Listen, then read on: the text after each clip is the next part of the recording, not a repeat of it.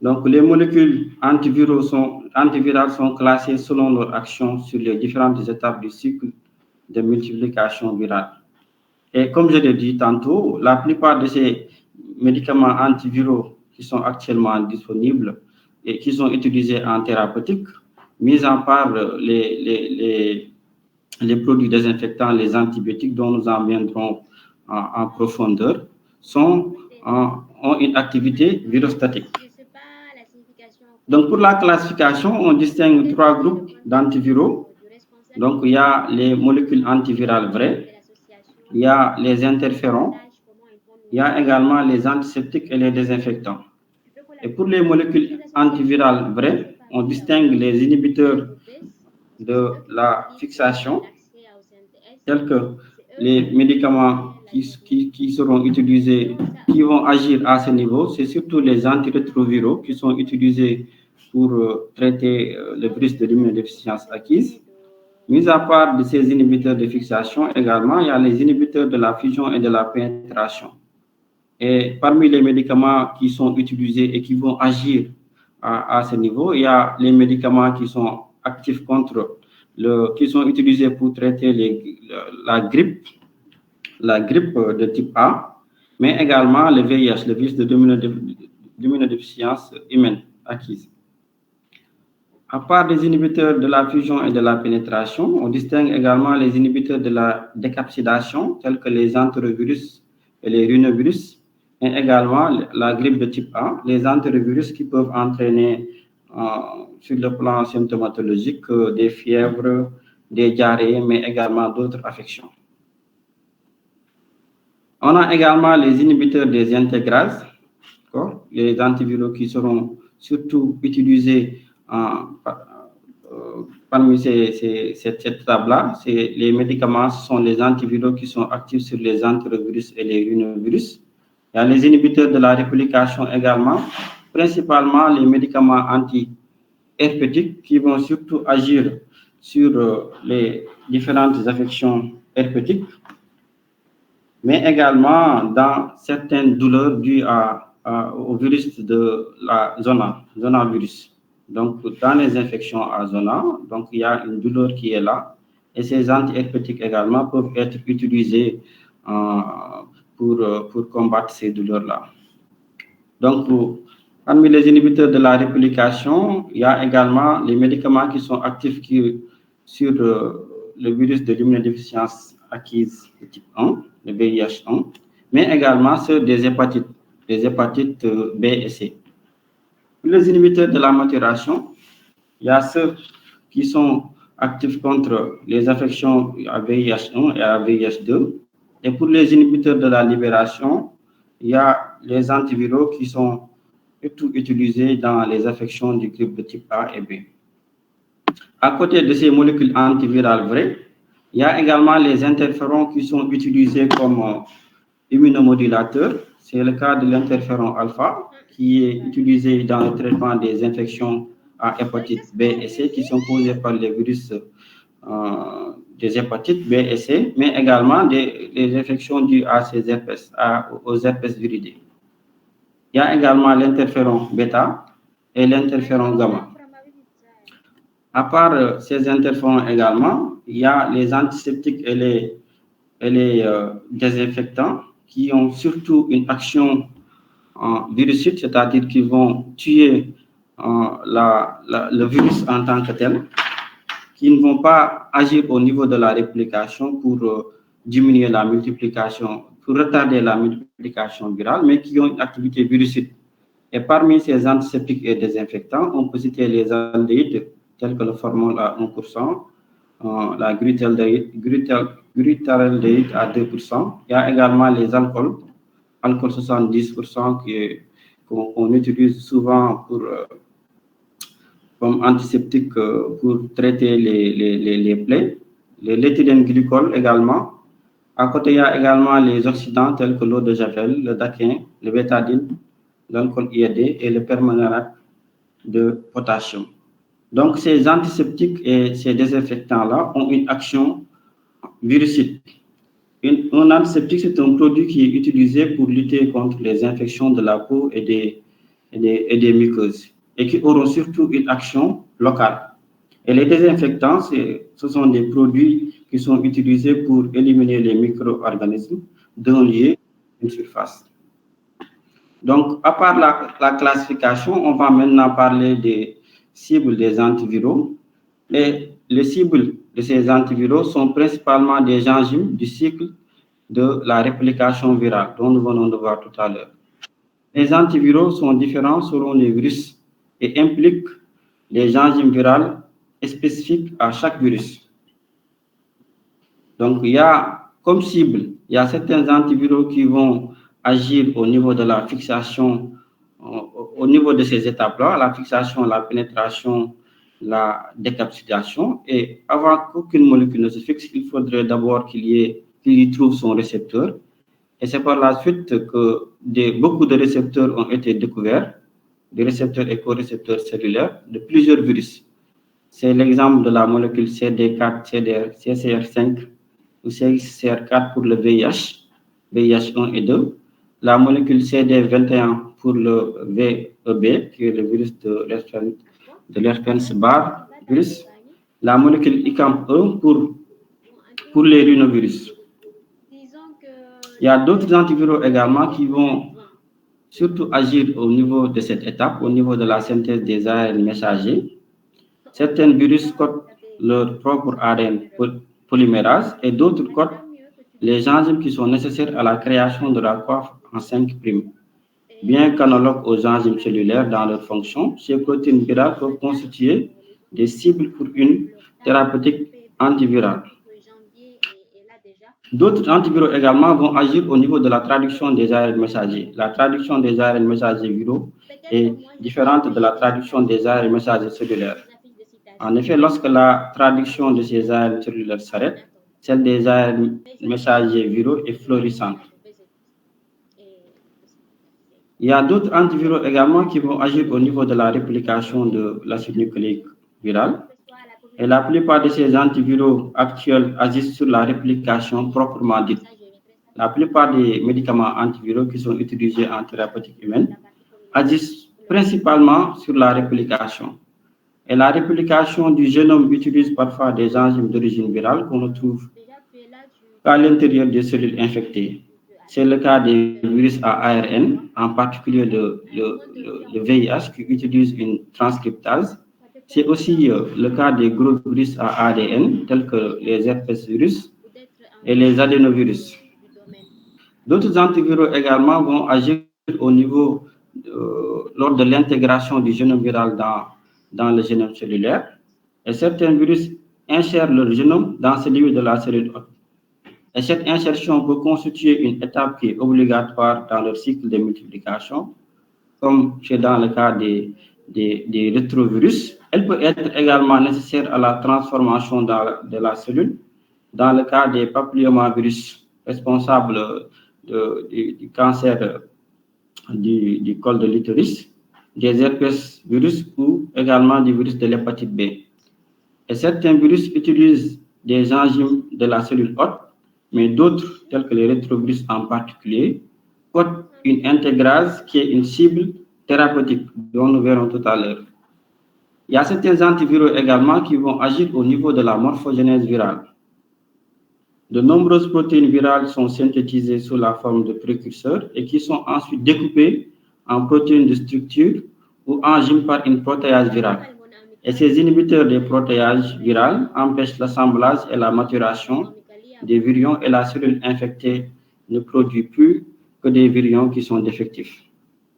Donc, ce tableau qui résume en partie les différentes étapes où certaines molécules antivirales agissent et leurs cibles respectives. Certains médicaments antiviraux qui agissent au niveau de la fixation et décapsulation, leur cible sera principalement les récepteurs cellulaires. D'autres qui agissent au niveau de la transcription du génome viral, leur cible sera la transcriptase virale. D'autres également qui agissent au niveau de la régulation de la transcription vont avoir comme cible les protéines de régulation. Donc, pour toutes les étapes lors de la multiplication virale, Ce tableau résume toutes ces étapes avec leurs différentes cibles. Donc, je vais passer la parole à ma collègue Marie-Rose Ndiaye pour continuer la présentation. Alors, bonjour tout le monde. Je vais continuer avec le grand 4, mécanisme d'action des antiviraux. Selon la répartition dont Aaron a fait part, nous avons les antiviraux, les agents antiviraux aux molécules antivirales vraies, dont l'exemple c'est les médicaments antiviraux.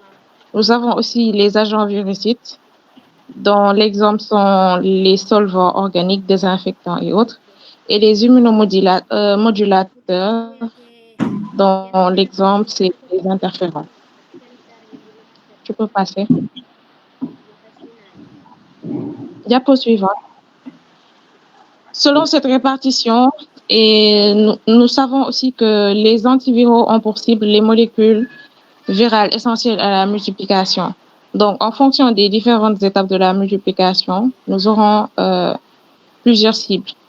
Nous aurons les inhibiteurs de fixation, de fusion et de pénétration, de décapsidation, d'intégrase, de la réplication, maturation et de la libération. Diapo suivante. Nous allons commencer avec des inhibiteurs de fixation. Ce sont des analogues ou des ligands de récepteurs et de corécepteurs. Les plus utilisés sont le CD4, c'est le récepteur, et les corécepteurs CXCR4 et CCR5, qui fixent la glycoprotéine 120 du VIH. Donc, pour ces inhibiteurs, nous avons des anti-CD4. L'exemple, c'est le CD4 soluble qui est actif in vitro. Pour les anti-CCR5, nous avons le Maraviroc qui est donné par voie orale, qui inhibe l'entrée du VIH. Et pour les inhibiteurs anti-CXCR4, nous avons les bicyclames. Là, nous avons un schéma qui illustre le mode d'action du CD4 soluble. Nous avons le VIH qui est enveloppé. La glycoprotéine.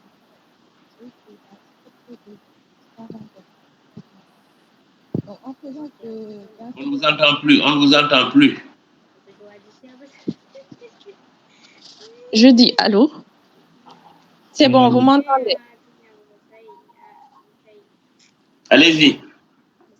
Voilà. Je disais que là, nous avons le virus, le VIH, un virus enveloppé. Nous avons la glycoprotéine 120 en rose et la glycoprotéine 41 transmembranaire. Donc, en présence d'un CD4 soluble qui mime la structure du CD4 normal.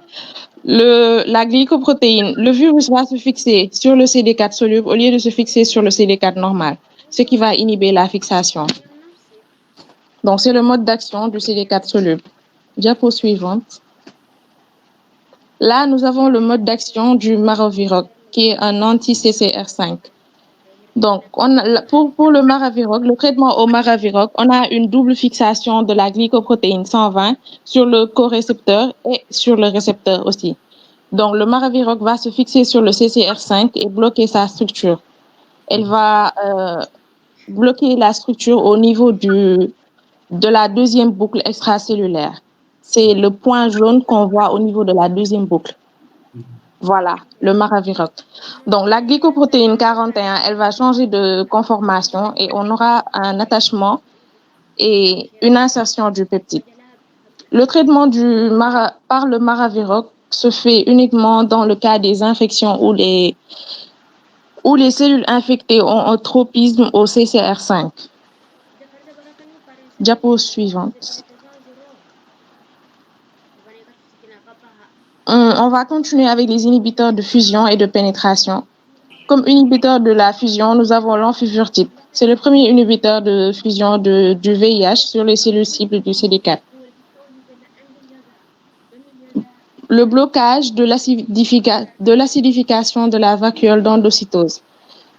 Pour cette partie, nous avons comme molécules l'amantadine et la rimantadine. Et l'inhibition de l'activité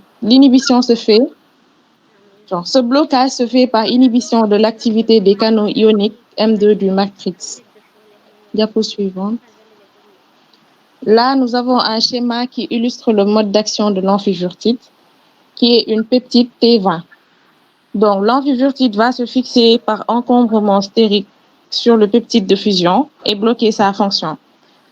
Donc là, nous avons la fixation en première étape et on aura l'attachement au corécepteur, puis une insertion du peptide de fusion dans la membrane cible. Donc, avec le traitement à l'amphijurtide, on n'aura pas cette fusion, on n'aura pas cette épingle de cheveux et cette fusion des deux membranes cellulaires. Diapo suivante.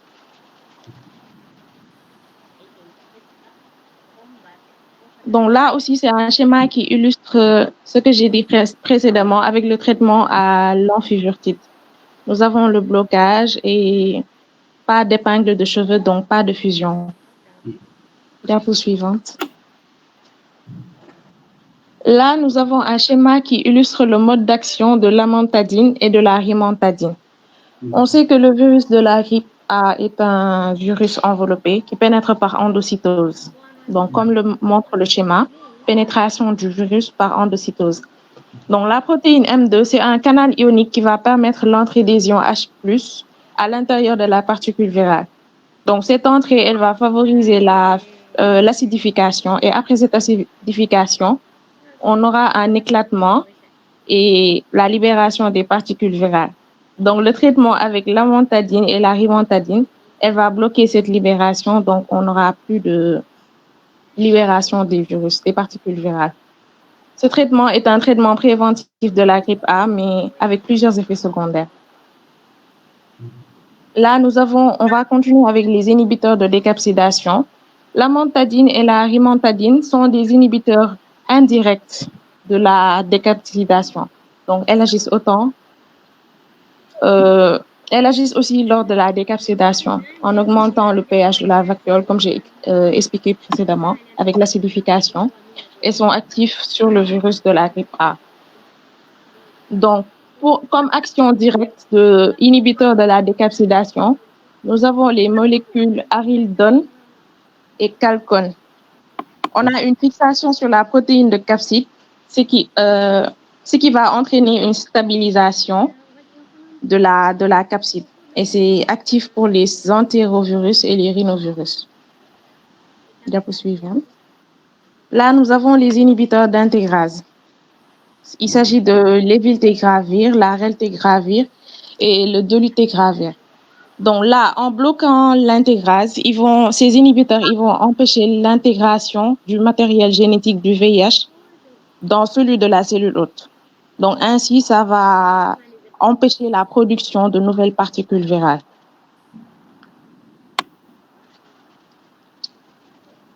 On va continuer avec les inhibiteurs de la réplication.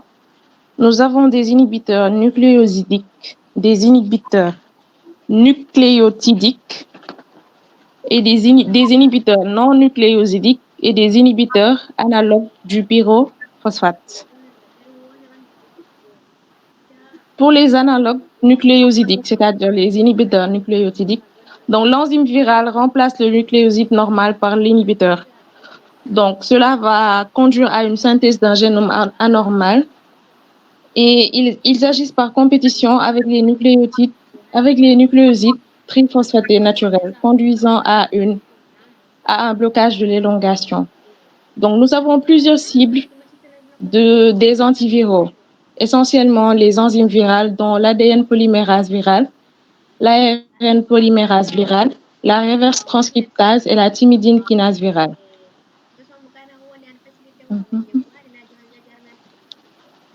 Alors, pour ce schéma, nous avons l'activation des analogues nucléosidiques.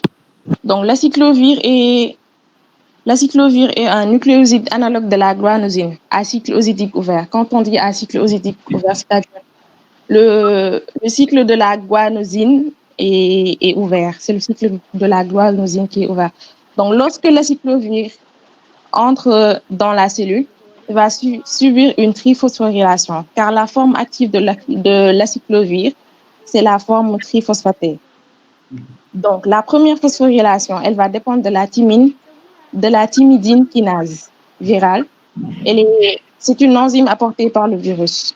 Donc, les deux autres phosphorylations, elles se font par des enzymes cellulaires, donc des enzymes de l'hôte. Donc, ce qu'il faut retenir aussi de très important pour l'acyclovir, c'est qu'il ne sera actif que dans les cellules saines.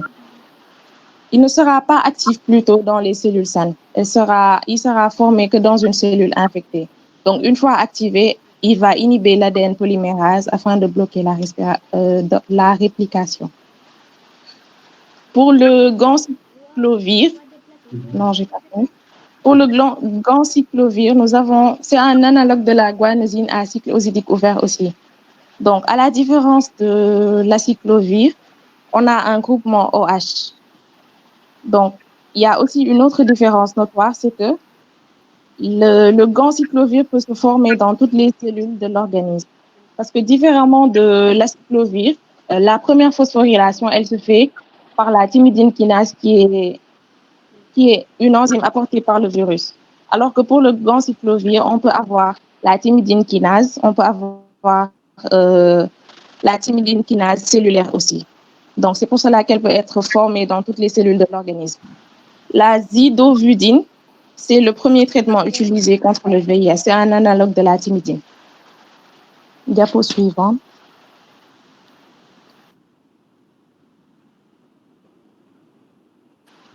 Alors, mécanisme d'action des inhibiteurs nucléosidiques.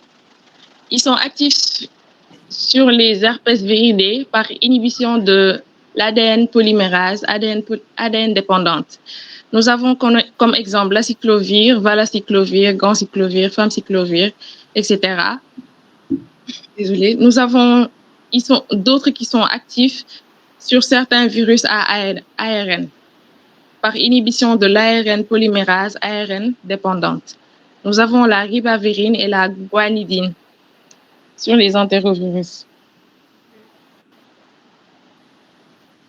Nous avons d'autres qui sont actifs sur VIH par inhibition de la transcriptase reverse. Il s'agit des antirétroviraux, dont l'azidothymidine, la lamivudine, la didanosine, etc. Nous allons parler aussi des analogues nucléotidiques. Nous avons là une compétition avec les nucléotides monophosphatés. Donc, pour l'autre, nous avons eu une compétition avec des nucléotides triphosphatés. Donc là, c'est des nucléotides monophosphatés artificiels pour s'incorporer dans l'ADN et bloquer la reverse transcriptase. Comme molécules, nous avons ténofovir, adénofovir et cidofovir. Suivant.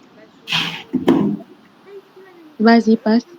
Nous avons aussi des analogues non nucléosidiques. Ils sont non compétitifs de la transcriptase inverse et ils agissent par modification de la conformation du site, entraînant une inactivation de l'enzyme. Il s'agit de l'efavirenz, la népavirine et l'étravirine. Nous avons aussi des analogues de pyrophosphate, dont le Foscarnet. Diapo suivante. Là, nous allons parler des inhibiteurs de la maturation. Donc, les inhibiteurs de protéases virales actifs sur le VIH et le HCV. Nous avons une fixation sur les protéases qui va entraîner une inhibition compétitive du site de clivage. Pour les molécules inhibitrices de la maturation, nous avons saquinavir, ritonavir, indinavir. Le ritonavir est parfois combiné à d'autres molécules pour booster leur performance. L'inhibiteur de la libération, nous avons des inhibiteurs de la neuraminidase, du virus de la grippe de type A, type B. Donc, la neuraminidase, elle va cliver l'acide sialique et empêcher sa liaison avec l'hémagglutinine. Nous avons comme molécule l'oseltamivir et le zanamivir.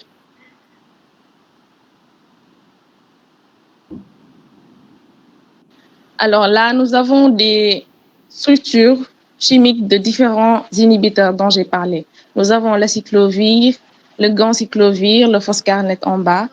Nous avons plusieurs structures chimiques qu'on a présentées. Merci. Alors, en petit 2, nous allons voir les interférons. Ils sont 3. l'interféron alpha, bêta et gamma. L'interféron alpha vient des leucocytes, l'interféron bêta des fibroblastes et des mastophages. Donc, macrophages plutôt. Donc, ils sont de type alpha, bêta et gamma. Et comme interféron alpha, nous avons laroféron, roféron et viraféron. Pour interféron bêta, nous avons Avonex, Rebif, etc. Et pour interféron gamma, nous avons Imuca. Diapo suivante. Donc, le mécanisme d'action des interférons. Les interférons, ils n'ont pas d'action antivirale directe, mais ils vont provoquer la synthèse des protéines effectrices et induire ainsi un état de résistance. Diapo suivante. Indication de l'interféron alpha. Donc là, nous avons parlé des indications de l'interféron alpha parce que ce sont les seuls interférons qui ont été étudiés de façon exhaustive dans le cadre des maladies virales. Donc, les interférons alpha ont un effet positif sur diverses infections virales, telles que les hépatites B et C chroniques, kératite herpétique, leucémie myéloïde, lymphome cutané à cellules T, cancer du rein et infection à papillomavirus. Pour les antiseptiques et désinfectants, nous avons plusieurs groupes. Donc, je pense que Aaron a déjà développé au début. Nous avons aldéhyde, dont les désinfectants, qui sont pour tout virus. Nous avons les alcools antiseptiques. Diapo suivante. Nous avons les oxydants et nous avons en divers les savons et les bêta-propiolactones. Merci beaucoup. Je vais en continuer la présentation pour parler des limites des antiviraux. Donc, parmi les limites des antiviraux figure, comme tous les micro-organismes, la résistance à ces antiviraux. Tous les antiviraux, à condition qu'ils exercent une activité sélective et ciblée sur l'une des composantes du virus, s'associent à l'émergence de virus résistants. Et plusieurs facteurs modulent l'expression de ce phénomène, tels que les doses suboptimales de l'antiviral, mais aussi les traitements prolongés, c'est-à-dire les traitements à long cours ou répétés, également peuvent favoriser l'émergence de ces virus résistants. Et la variabilité génétique des virus, si on prend le cas du VIH qui possède un grand polymorphisme génétique via les erreurs faites lors de la transcriptase inverse, qui ne concerne qu'une seule molécule, un nucléotide sur 10 000 nucléotides. Donc la fréquence, avec une fréquence de mutation également qui est faible. Et ces mutations entraînent des modifications de l'enchaînement des acides aminés constitutifs, avec comme conséquence une potentielle modification de la protéine virale, qui est la cible de certains antiviraux. À part la résistance également, il y a l'activité limitée de ces antiviraux, notamment la latence de ces antiviraux, puisqu'on a dit initialement que les antiviraux qui sont utilisés en thérapeutique actuelle ont un effet surtout virostatique, c'est-à-dire qu'ils ne vont pas éliminer carrément le virus de l'organisme, mais vont retarder sa multiplication. Donc la latence également fait qu'on assiste à une impossibilité d'éradiquer les infections latentes. À part la latence également, il y a la toxicité cellulaire.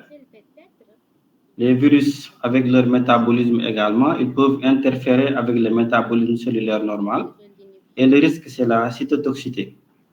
On avait donné l'exemple de l'acyclovir qui présentait une toxicité qui est faible, mais tous les autres antiviraux qui sont utilisés peuvent suivant les doses et suivant la durée, comme pour les antibiotiques également, être responsables d'une cytotoxicité. Et parmi les limites également figure la spécificité étroite. Donc jusqu'à présent, le spectre de ces antiviraux-là est très étroit. du fait de leur activité virostatique. Donc, une minute pour terminer votre présentation. Cette étroitesse fait que la plupart de ces médicaments-là également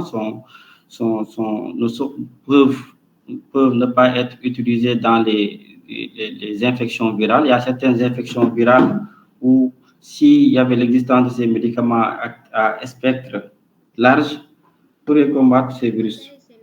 Car la spécificité étroite, il y a également le coût financier qui est assez onéreux également, qui est assez important.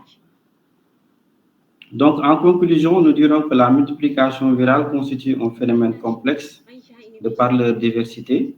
Et malgré les efforts qui sont menés, le spectre étroit et la toxicité des antiviraux retracent d'autres défis dans le domaine de la recherche microbiologique. Et l'émergence des souches résistantes suscite une importance capitale dans la surveillance de la chimiothérapie antivirale. Nous vous remercions. Quand vous présentez, il faut regarder vos montres. J'ai horreur que vous faites plus de 35 minutes. Alors, je ne donne pas la parole à vos collègues. Allez-y directement sur le début. Allez-y.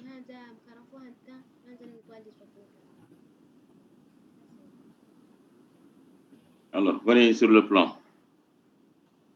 Définir les antiviraux. Non, revenez sur l'objectif.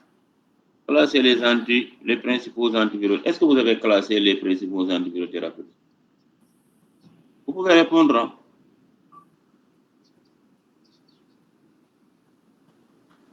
Bon, prof, on a fait la classification, comme je l'ai dit en faisant la classification. Mais qu'est-ce que vous avez la classification, elle se fait suivant les différentes étapes de la multiplication virale. Est-ce que vous l'avez fait? Est-ce que vous l'avez fait? Est-ce que vous l'avez fait, cette classification? En nous disant oui, mais cette classification sur le plan structure chimique, est-ce que vous nous l'avez donnée? Durant votre présentation, vous faites les mécanismes d'action et à la fin de ces mécanismes d'action, vous nous donnez des structures chimiques. Est-ce que c'était sa place? Mécanisme d'action et classification, ça fait deux. Quand tu peux classer, tu peux donner une structure chimique, mais vous parlez des mécanismes d'action et vous donnez les structures chimiques à la fin. Énumérer les différentes cibles de la chimiothérapie antivirale, décrire 3 mécanismes d'action des molécules allumées. Quel mécanisme d'action? Il faut le dire, mécanisme d'action par rapport à quoi? Quand tu dis le mécanisme d'action des molécules virales, s'il y a plusieurs mécanismes, comment? Mais tu écris le mécanisme carrément, tu dis mécanisme d'action d'une molécule virale pour comment on appelle, la fusion, pour la pénétration, mais décrire 3 mécanismes d'action, ça c'est vague. Si. Ah, je vous l'ai dit, mais j'ai l'impression qu'en fait vos objectifs, vous ne réfléchissez pas, vous faites comme ça les objectifs. Allez, continuez. Alors, le plan, je n'ai rien à dire, allez-y. Allez-y. Et vos écritures ne sont pas les mêmes. Hein. Parfois, on dirait que vous mettez... Regardez vos écritures, c'est même pas la même. Thérapeutique et chimiothérapie antivirale, ce n'est pas la même structure. Continuez. Continuez. Continuez. Continuez. Alors, allez-y, continuez sur la classification. Continuez. Continuez. Continuez. Continuez. Continuez. Est-ce que dans les classifications, cette notion inhibiteur non nucléotide a été abordée? La dernière fois, je vous l'ai dit, mais j'ai l'impression que vous êtes tout. Vous ne l'avez pas mis. C'est quand vous mettez les mécanismes d'action qu'on nous parlait, alors que dans la classification, il fallait faire cette distinction nucléoside non nucléosidique. Mais vous êtes têtu, je vous l'ai dit la dernière fois.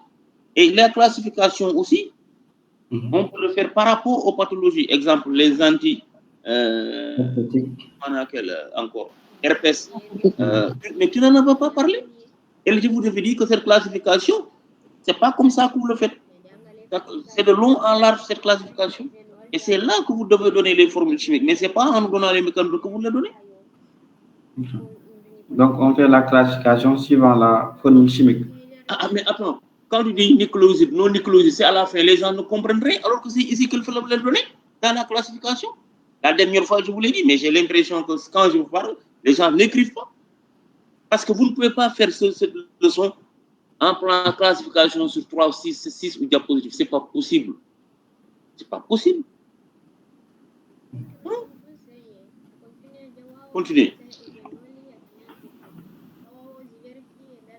Continuez. Et quand vous mettez le nom des virus là, vous les mettez en italique. Continuez. Continuez. Continuez. Continuez. Alors, mais augmentez au moins la taille de cette écriture. Ça, c'est moi qui l'avais fait dans une de mes cours. Mais augmentez au moins. Continuez. Continuez. Alors, ici, vous dites les inhibiteurs. Ok, c'est bon. Mais est-ce que ces inhibiteurs-là, que ce soit décapsulation, inhibiteurs de maturation, est-ce qu'il y a des nucléosides non nucléosidiques? Est-ce qu'il y en a? Je vous pose la question.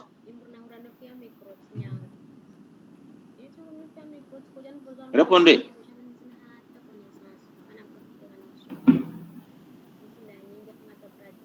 Je vous écoute. Monsieur, Je vous écoute. Répondez. oui, c'est quoi la question? Vous avez dit, est-ce qu'il y a? Vous avez mis inhibiteur de fusion, inhibiteur d'intégration, inhibiteur de réplication. Mais est-ce que ces inhibiteurs-là peuvent être des non-nucléosides ou nucléosidiques? C'est ça que je veux savoir. Oui, il y en a. Il y en a qui sont nucléosidiques et qui sont non nucléosidiques. Alors, pourquoi, avant de nous parler de ça, vous ne nous avez pas dit la différence entre nucléosidique et non-nucléosidique sur la classification? Moi, j'ai l'impression, c'est ce que vous avez présenté, vous l'avez amélioré en mettant la phosphorylation de la cyclovir pour les trucs, mais c'est presque la même chose que vous m'avez dit. Vous n'avez rien changé? Non, si, en fait. Si quoi? La dernière fois, j'ai beaucoup insisté sur la classification. C'est ça la même. Vous avez ajouté uniquement les antiseptiques et tout, mais apparemment, c'est la même chose. Alors que je vous ai dit, dans la classification, n'oubliez pas, la classification faut prendre en compte l'infection. Exemple, les anti-herpès et herpès, il faut les mettre. Les anti-pneumonie HIV, les anti-hépatite, il faut les mettre. En se disant que cette classification, mais vous allez travailler sur la classification chimique, mais surtout par rapport aux cibles. Et il fallait nous donner, c'est quand vous mettez mécanisme d'action que les mots nucléoside, non nucléoside sortent, alors que dans la classification, vous ne le mettez pas. Quel est l'intérêt? On n'avait pas voulu surcharger parce que les inhibiteurs... Non, vous avez surchargé parce que vous avez mis des choses qui ne nous intéressent pas du tout. Quand vous présentez tout ce qui est antiseptique, vous dites que ce ne sera pas l'objet. Nous allons nous limiter uniquement aux molécules antivirales vraies. Ça, vous pouvez le faire. Personne ne va vous condamner.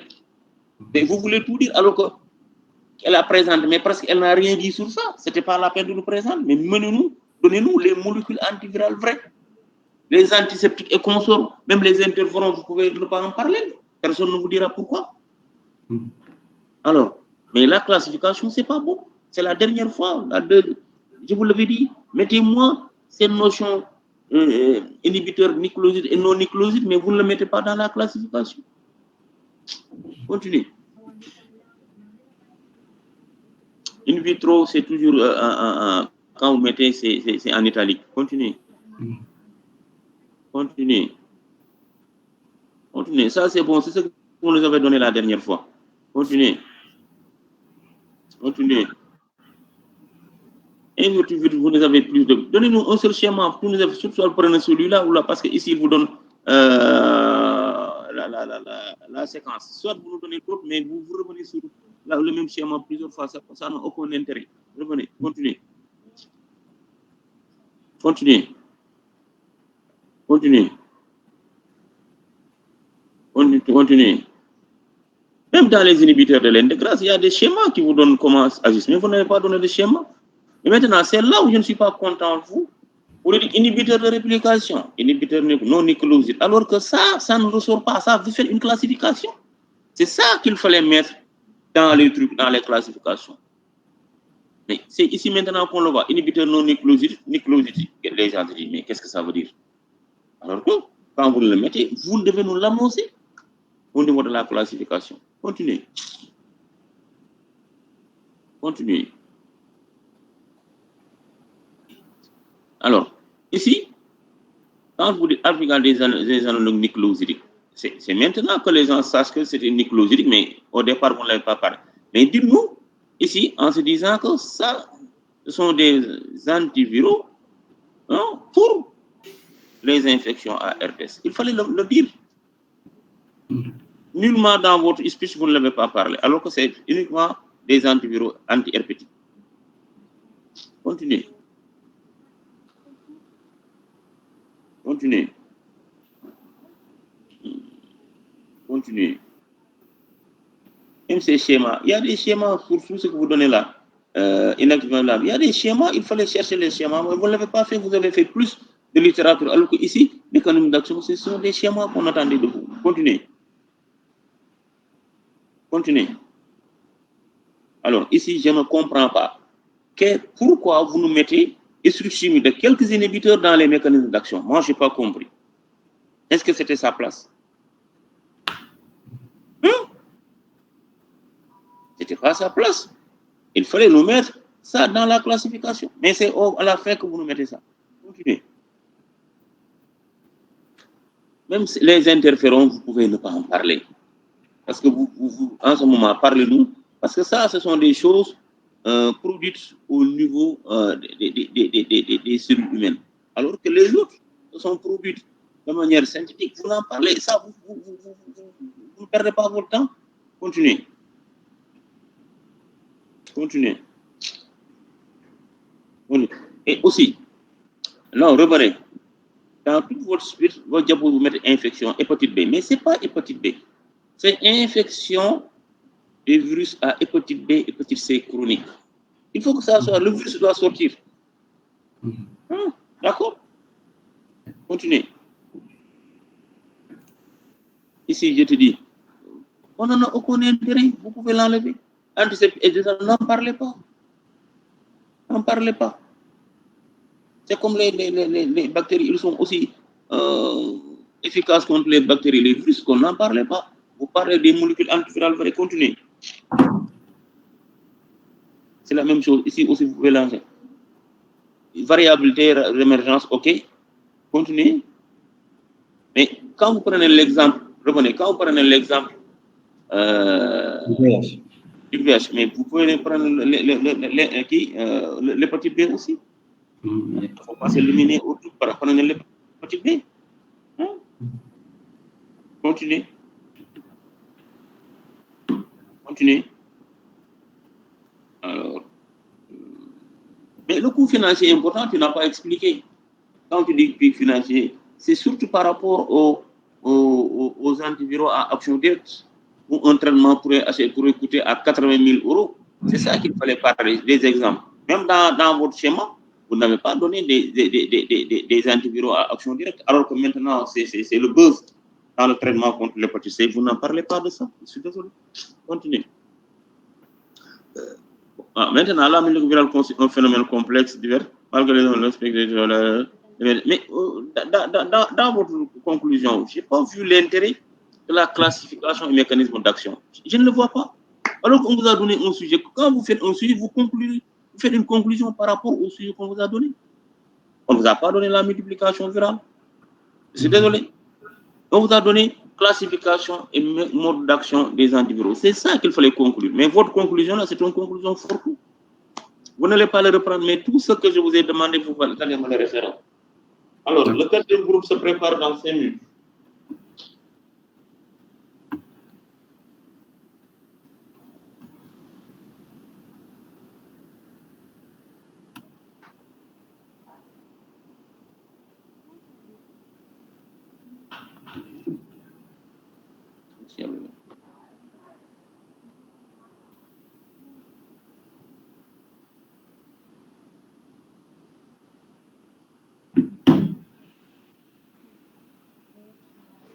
Goro, s'il vous plaît. Bonsoir.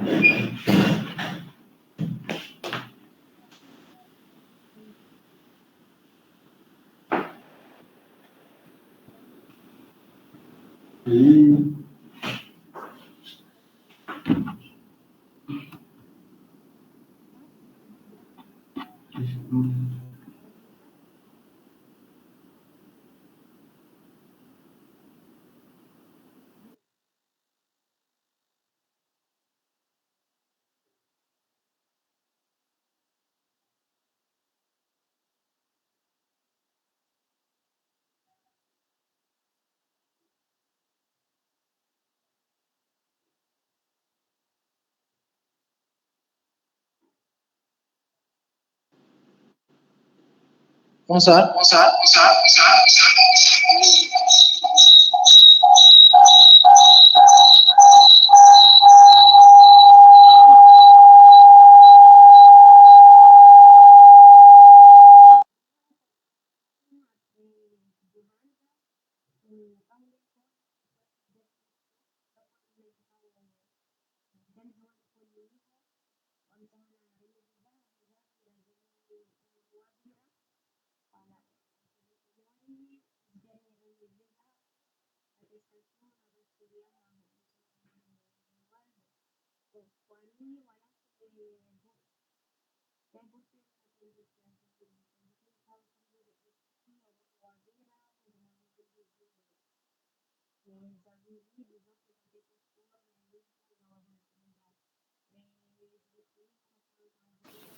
Gora, tu as déjà partagé.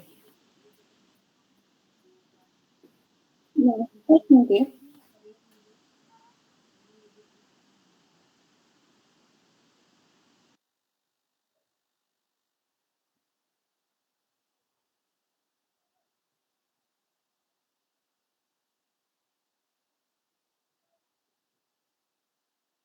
Gora, ça vient pas de.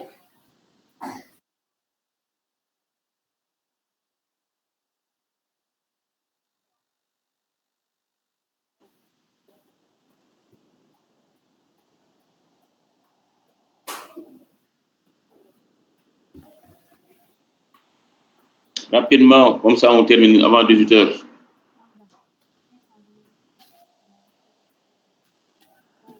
C'est bon.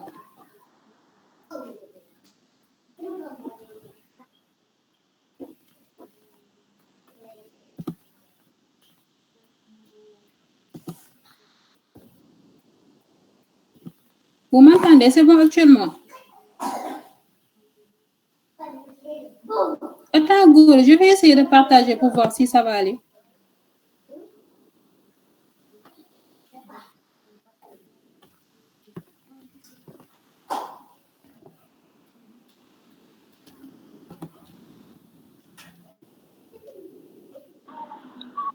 C'est bon maintenant. Oui, Gora, c'est bon. Hein? Mets-le en diapo. C'est bon maintenant.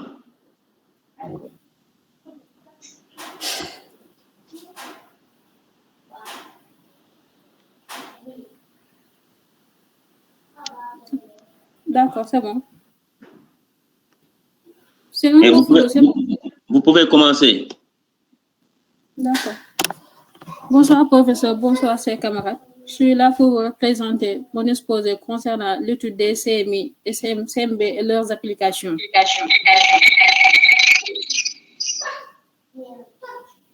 Diapo, Gora.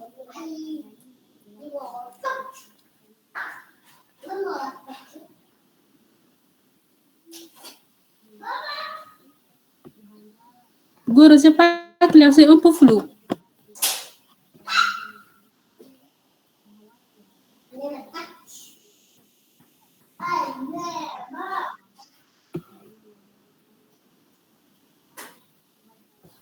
Pour les objectifs. Ndeye Koumba Gueye, je ne sais pas si c'est vous et Gora. Il y a beaucoup des enfants qui partent derrière vous là. Il faut les calmer. D'accord.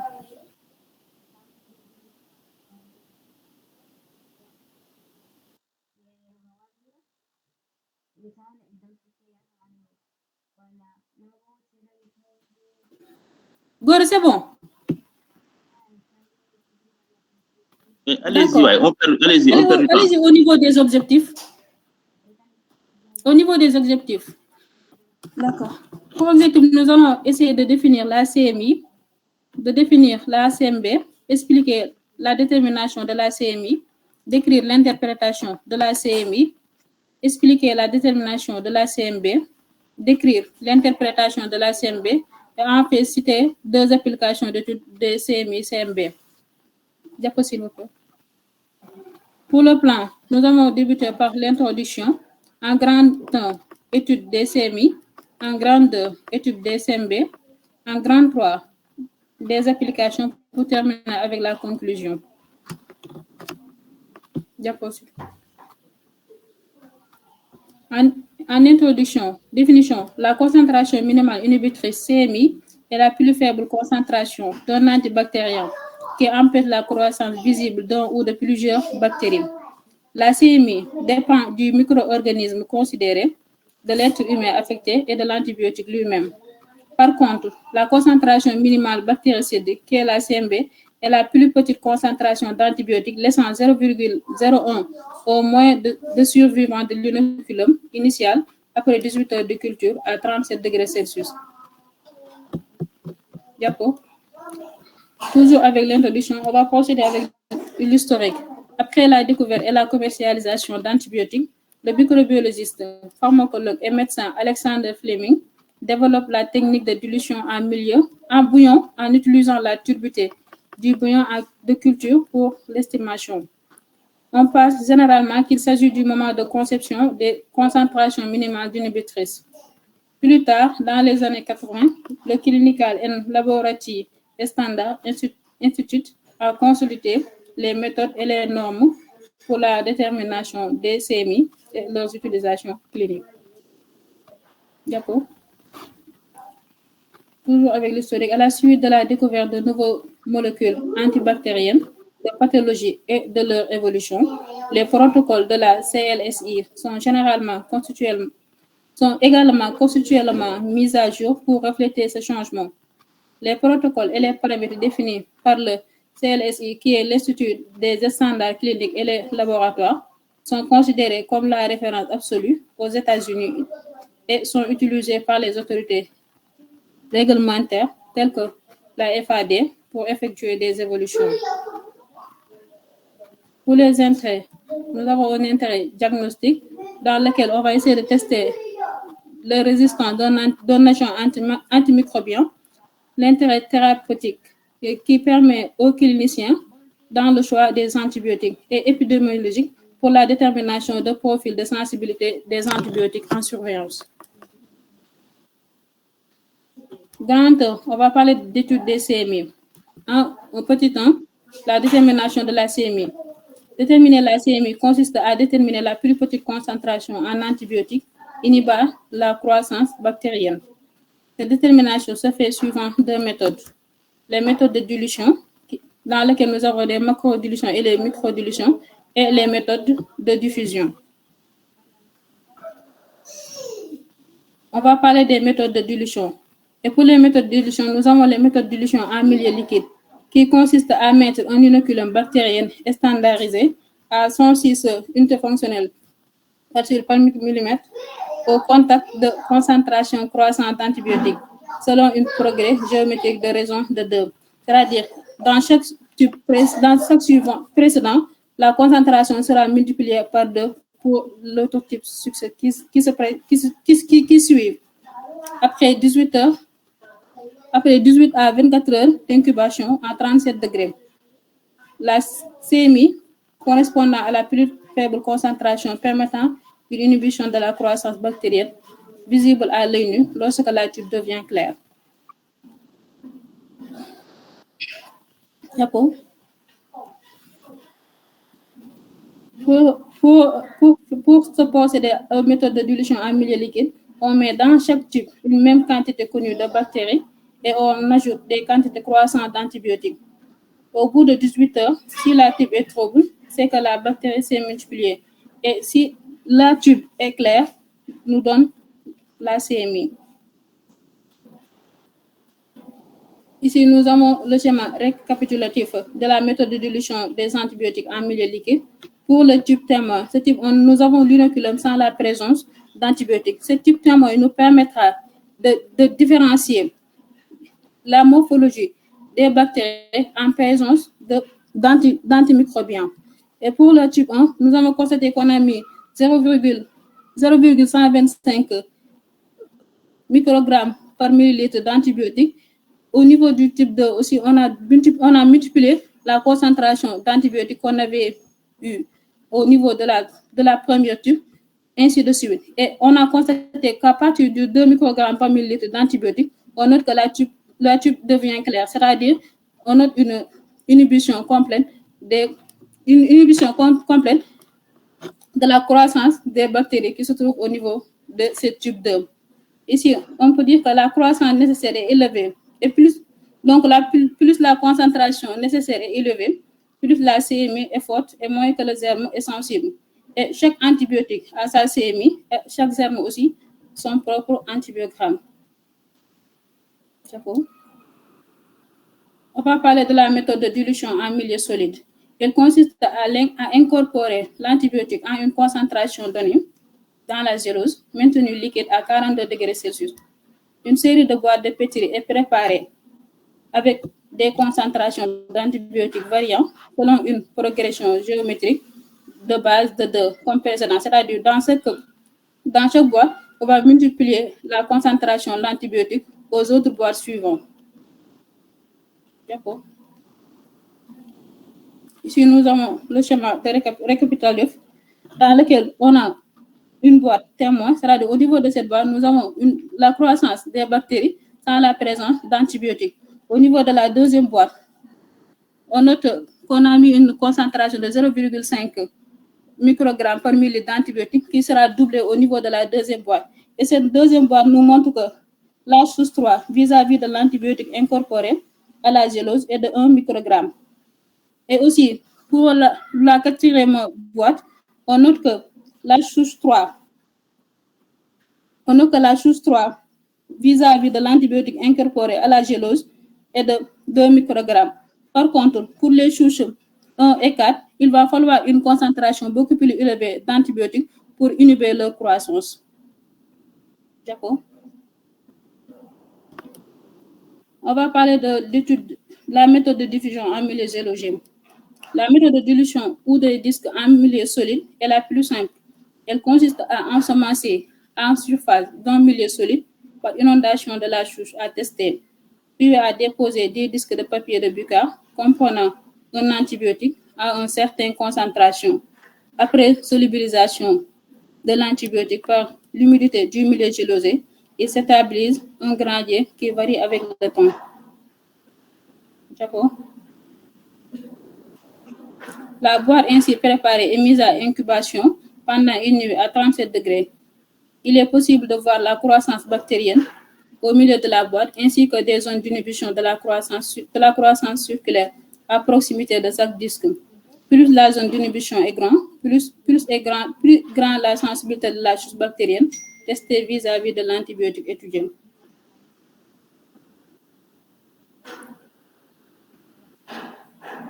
Ici, nous avons deux schémas récapitulatifs de la diffusion en milieu solide. Pour ce premier schéma, il nous montre qu'ici, on a mis des disques. Oui. Est-ce que tu te fous de moi? La dernière fois, je t'avais dit de m'enlever ça. Mais j'ai l'impression que tu l'exprimes. Ça, tu ne peux pas déterminer. C'est une détermination indirecte des CMI quand tu fais les diamètres d'inhibition. Mais pourquoi tu veux nous mettre ça? Moi, j'ai l'impression quand je parle, tu ne prenais pas de note. Qu'est-ce que j'avais dit ça? Je t'ai dit ne le mets pas parce que ici nous ne sommes pas dans le cadre de déterminer un diamètre. Vous dites CMI. Mais tu te fous de moi, j'ai l'impression quoi.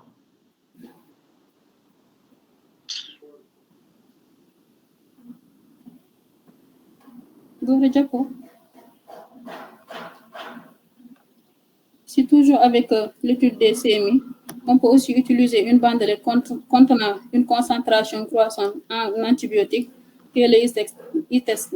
Ici, au niveau de la deuxième boîte, nous avons la pénicilline G qui est testée. La lecture se fait directement en lisant les chiffres au contact de la culture. Pour cette bandelette, le bandelette est graduée. La lecture se lit directement sur l'échelle graduée de la bandelette à l'intersection entre l'ellipse d'inhibition et la bandelette. Cette méthode est la plus souvent utilisée parce que c'est la plus rapide pour déterminer la CMI. D'accord.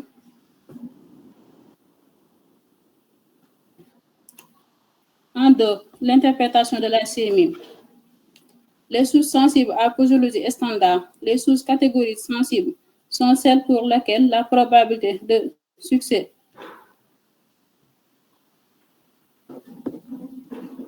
de succès thérapeutique est fort dans le cas d'un traitement par voie générale, c'est-à-dire la CMI est inférieure ou égale à la concentration critique de base.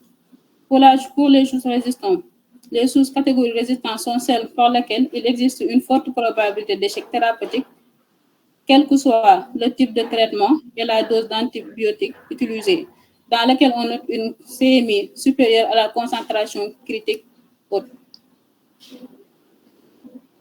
Et pour la catégorie intermédiaire, sensible à forte posologie, la chose catégorisée intermédiaire sont celles pour lesquelles la CMI mesurée est supérieure à la concentration critique basée et inférieure ou égale à la concentration critique haute. Raisonnement identique pour les diamètres vis-à-vis des diamètres critiques correspondants. La probabilité de succès thérapeutique est forte uniquement dans le cas d'un traitement par voie systémique avec une posologie forte.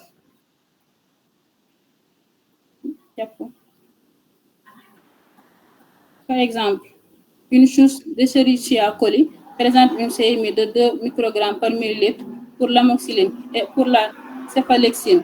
En examinant les dilutions pour l'amoxicilline à 2 microgrammes par millilitre, cette chousse d'Escherichia coli se situe à 4 dilutions de la concentration critique. Pour la céphalexine, cette même chousse d'Escherichia coli, dont la CMI est de 2 microgrammes par millilitre, se situe à 2 dilutions de la concentration critique. Donc, d'après la CMI de cette chousse d'Escherichia coli, est plus sensible à l'amoxicilline qu'à la céphalexine. Ce schéma, c'est le schéma récapitulatif. Ici, nous constatons que l'Escherichia coli est plus sensible à l'amoxicilline parce qu'on note à partir de 8 dilutions qu'il est toujours sensible avec l'amoxicilline. Et au-delà de ces 8 dilutions, après 16 microgrammes de dilution d'antibiotiques, on note que cette concentration est intermédiaire à l'amoxicilline, dans lequel nous montre aussi l'efficacité in vitro de la céphalexine, qui est sensible à partir de 2 microgrammes par millilitre d'antibiotiques et qui est intermédiaire à 4 microgrammes par millilitre. Donc, on peut dire que l'Escherichia coli est plus sensible au amoxicilline.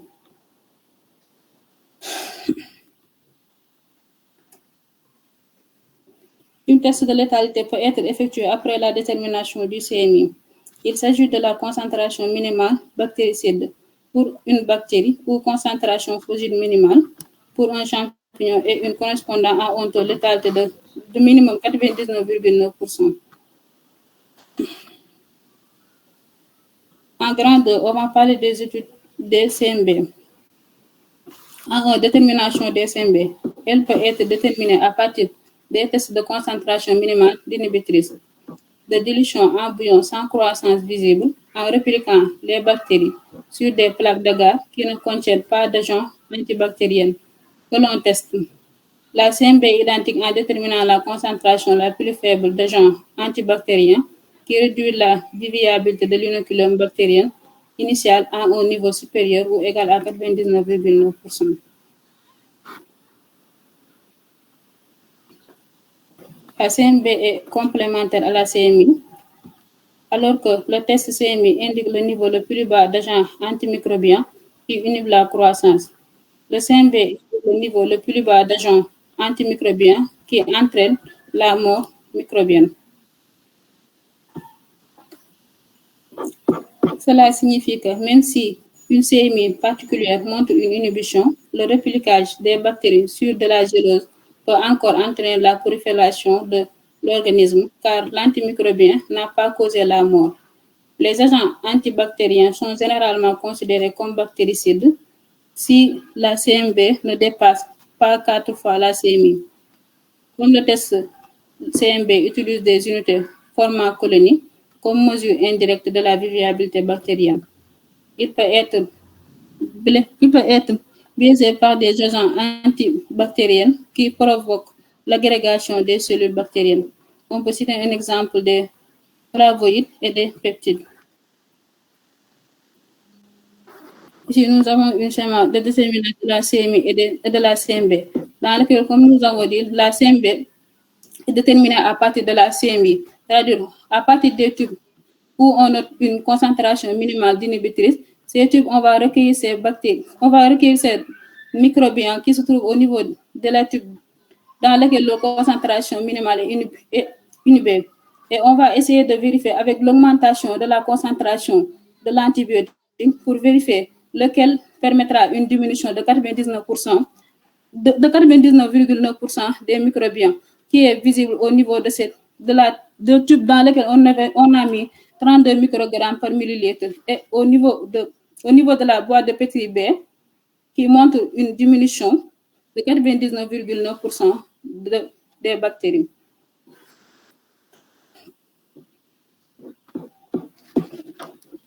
De l'interprétation des CMB. La concentration bactéricide minimale, qui est la concentration antibactérienne entraînant la mort microbienne, est définie par l'incapacité de remettre les bactéries tuées en culture. Plus la CMI est proche de la CMB, plus le composé est bactéricide. En grand 3, on va parler des applications. En thérapie, en pratique, il permet de déterminer le profil de sensibilité d'une chose bactérienne, ce qui guide le médecin dans le choix de l'antibiotique et peut aider au diagnostic grâce aux sensibilités naturelles. En utilisant des antibiotiques uniques lorsqu'il existe une communication binaire optimisant la posologie et la voie d'administration des antibiotiques, ce qui permet aux patients d'être guéris plus vite et de ralentir le taux de résistance émergente. Toujours avec les applications en thérapie, la surveillance des bactéries est importante de sensibilité aux antibiotiques par le laboratoire de microbiologie afin d'orienter le choix des traitements empiriques de manière fiable.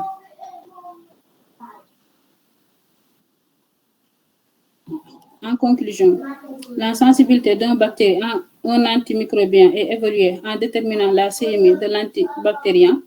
Cependant, une dose beaucoup plus élevée de sel entraîne la mort de ces bactéries.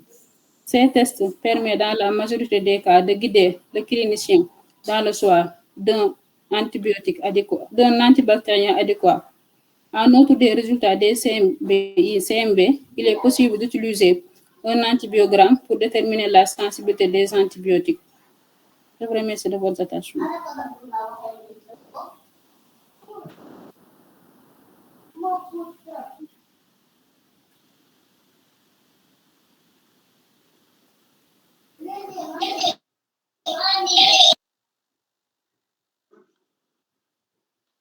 Vous avez fait 19 minutes. Alors, je demande à vos collègues de poser des questions avant moi que j'intervienne.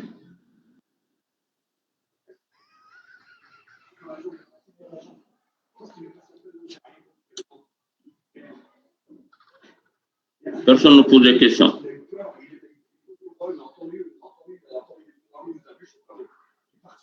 Alors, Goro, reviens sur les objectifs.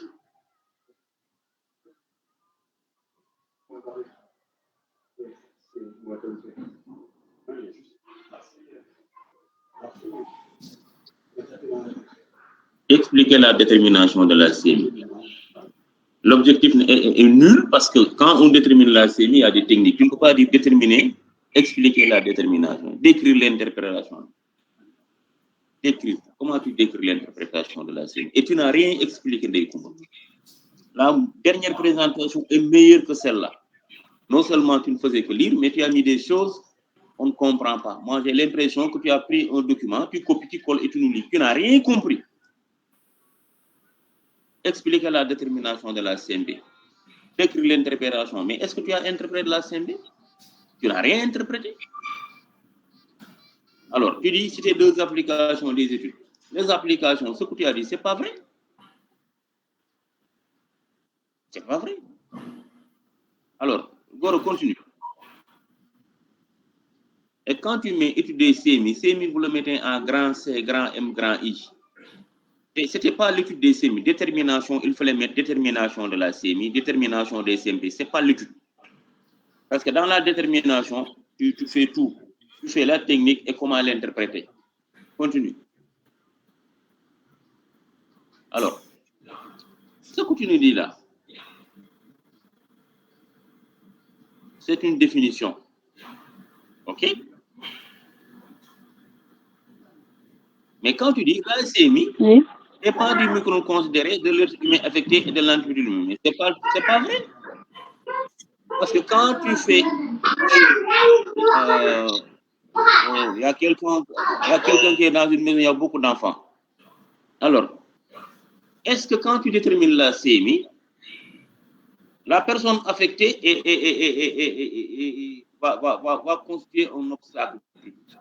Quand vous le faites in vitro, comment l'être humain peut l'affecter? Et tu me répondais, Kumba, tu sais ce que tu as dit. Tu dis la CMI dépend de l'être humain affecté. Comment il peut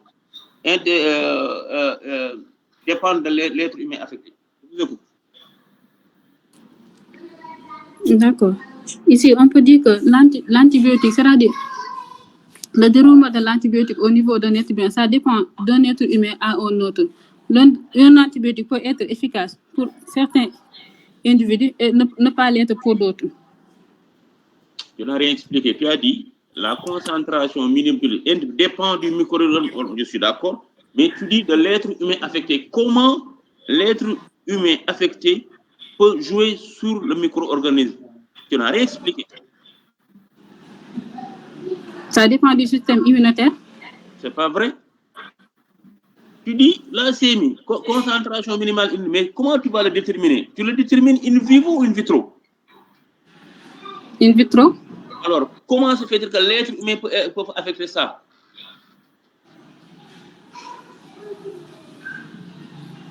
Il t'écoute.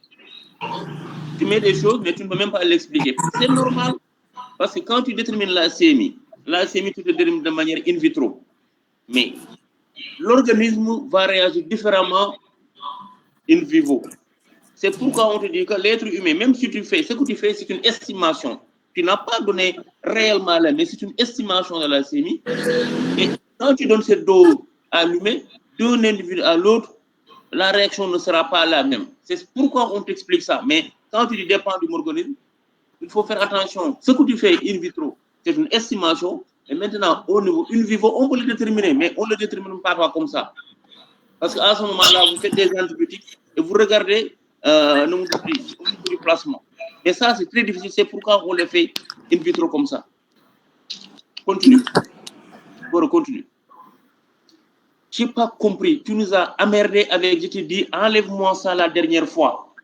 Pourquoi tu veux nous parler de Alexandre Fleming, du clinical, alors que nous, nous sommes des francophones, nous travaillons avec CACFM et ECAS. Pourquoi tu veux continuer à nous donner ça? La FDA, nous ne sommes pas des Américains, nous ne sommes pas des anglophones.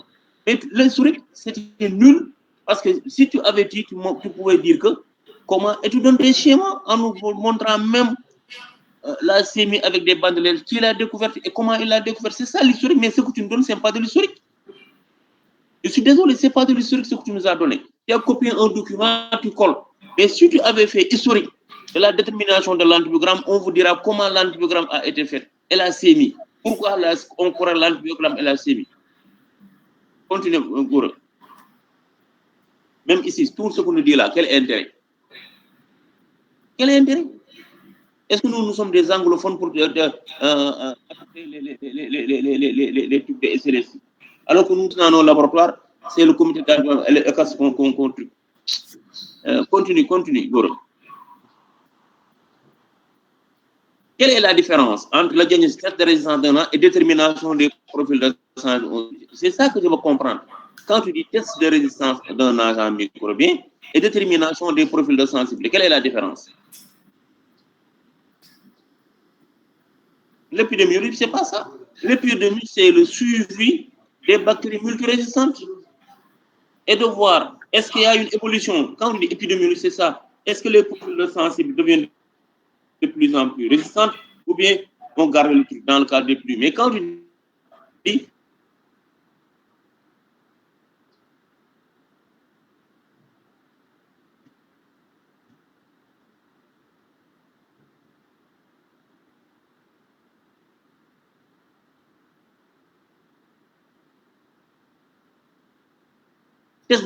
résistance de la main, c'est parce que là, on a deux techniques. Il y a la technique des tubes et la technique des cupules, tu n'en as pas parlé. La méthode de diffusion, tu as donné deux méthodes, mais tu n'as pas expliqué quels sont les avantages et les inconvénients de ces méthodes. Continue, Goro. Ce que tu décris, pour te montrer que tu ne maîtrises même pas, tu dis, lis-moi ce que tu as dit. La méthode consiste à mettre quoi?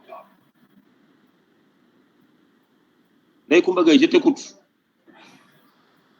La méthode consiste à mettre un inoculum bactérien standardisé à 1,6 à 106. Est-ce que c'est 106? Est-ce que c'est 106? Est-ce que tu sais 10 puissance qu'est-ce que 6. cela dit 106? 10 puissance 6. 10 puissance 6. Tu n'es même pas, voilà. Tu n'es même pas capable de comprendre que ici c'est une erreur, c'est 10 puissance 6. Tu nous dis 106. En fait, je m'ai rendu compte que c'est 10 puissance 6.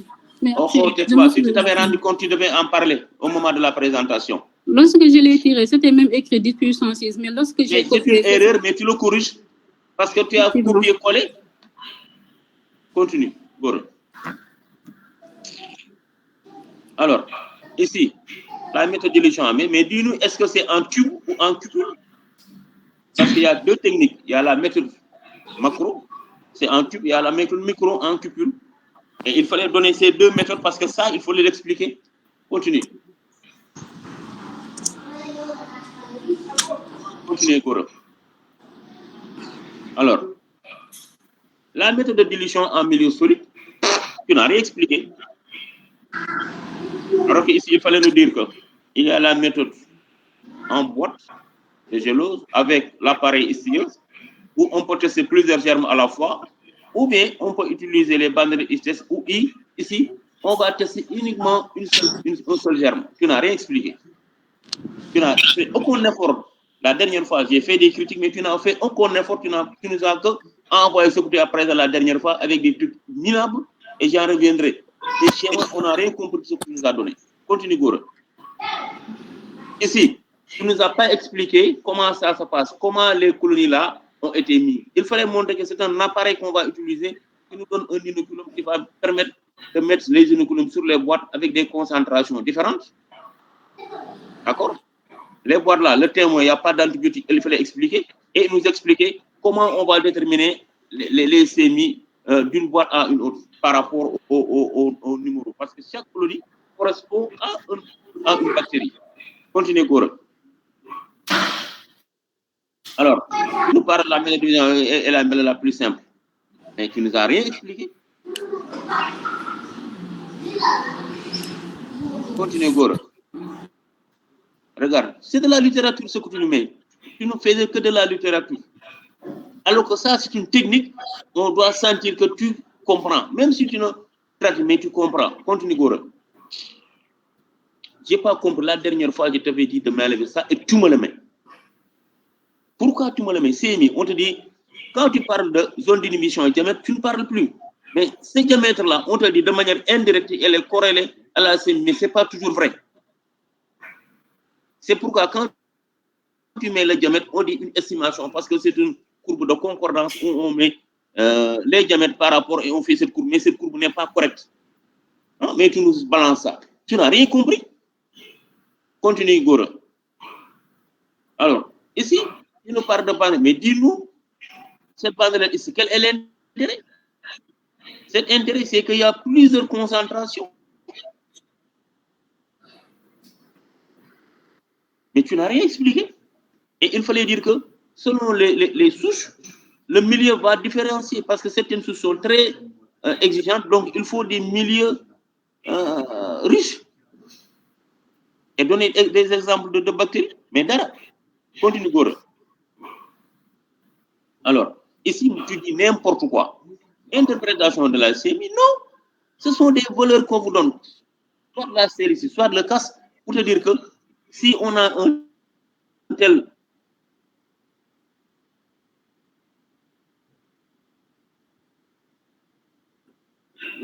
c'est pas l'interprétation clinique. Alors qu'on vous donne de déterminer l'interprétation technique, tu n'es même pas capable de nous donner. Ça, c'est l'interprétation clinique. Continue, Goro. Professeur.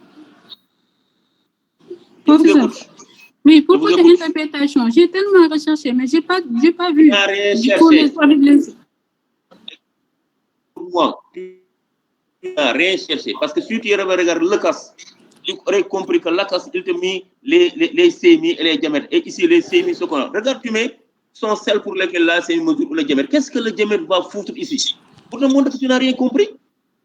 Ce schéma-là, tu ne dois pas nous présenter ça. Bon, continue. Regarde, de la littérature. Alors qu'il y avait des valeurs, tu montres des valeurs de référence. Continue, Goro. Mais c'est là où je n'ai rien compris. Qu'est-ce que ce schéma fait sur cette présentation? C'est du n'importe quoi ce que tu nous as présenté. Tu nous as présenté, tu nous as donné des valeurs, on ne sait même pas. Et ça, c'est quoi? Hein? Tu copies sur un truc et tu n'as rien compris. Qu'est-ce que ça fout ici? Personne n'a rien compris. Soit la source est sensible, soit... Mais tu ne peux pas dire plus sensible à l'amoxicilline. Non, soit elle est sensible, elle n'est pas sensible par rapport à un antibiotique. Mais tu peux faire la différence entre la céphalosporine, je ne sais quoi. C'est n'importe quoi. Ça n'a pas sa raison d'être ici. Moi, je n'ai pas compris. Continue, Gora.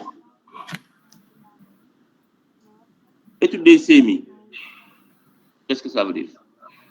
Et tu as dit étude des CMI, alors qu'ici, tu veux parler des CMB. Continue. C'est une phrase de transaction. Oui, ce n'est pas une phrase de transaction, c'est étude des CMB. Et tu fais beaucoup de littérature. On n'a pas besoin de littérature. Ici, c'est une présentation technique. Il fallait nous donner les choses de manière technique. Continue, Goro. Tu as fait déjà la détermination. Dis-nous, je t'ai dit la dernière fois, la CMB est déterminée à partir de la CMI en prenant à partir du tube ou de la cupule qui correspond au CMI pour les cupules ou tubules où il n'y a pas de croissance bactérienne. Et on prend ces tubes-là, on les ensemence sur un milieu adéquat. Et c'est à ce moment-là que je vous l'avais dit.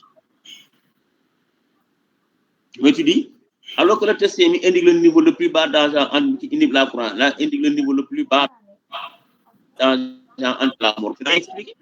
Tu n'as rien expliqué. Tu le dis, mais tu n'as rien expliqué. Ça veut dire quoi? Ça a une signification. Ça veut dire que 99,99% des bactéries ne vont pas survivre. On continue.